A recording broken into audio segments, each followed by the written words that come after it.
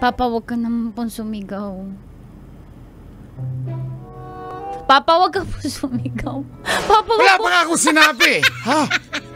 Ngayon pa lang ako sisigaw. Papa, ayun po, nasigaw ka po. Maririnig po ng kapitbahay. Alam niyo naman po yun, nakikipagkompetensya po sa grades ko yun eh.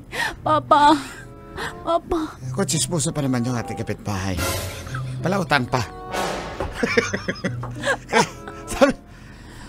Kausapin mo itong anak mo! Papa, wag ka po sumigaw! Maririnig po ng kapitbahay. Ayoko po marinig. Mama.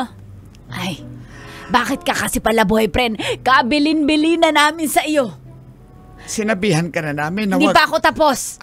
Bong, ikaw muna, darling. Kabilin-bili na namin. Tapusin mo muna utang na loob ang iyong pag-aaral dahil iyan ang mag-aahon sa iyo sa kahirapan. Kahit wag na kaming umahon sa kahirapan, ikaw na lang anak, di ba Bong? Ayan, pwede ka na magsalita.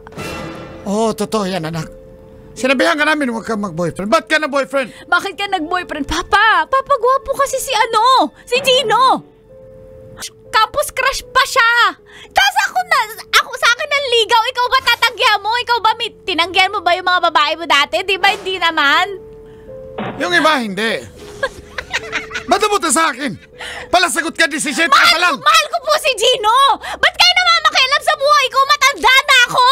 Alam ko na yung ginagawa ko. Wala po kayong pakialam kung mag-boyfriend ako. Buhay ko to. Ano? Napakabastos mong bata ka.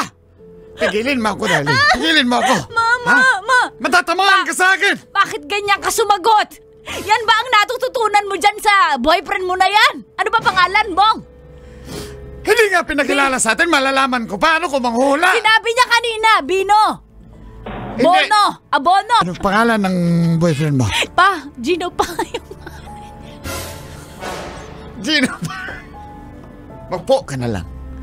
Ha? Anak, bakit mo nagawa sa amin to? 17 ka pa lang. Wala po kayong pakialam. Ano gusto Buhay mo? ko to.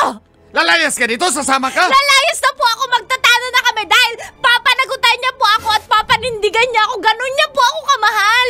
Anak, sana naman makinig ka sa amin mga magulang mo.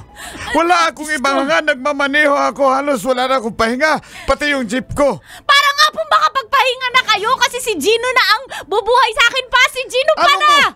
Anong bubuhay? Wala nga trabaho yung batang yun. Nag-aaral din yun. Babalik din kayo sa amin, anak. Ikaw na buntis. Tagaan niyo po sa bato. Hindi ako babalik dito. Hindi na ako babalik sa kahirapan na to.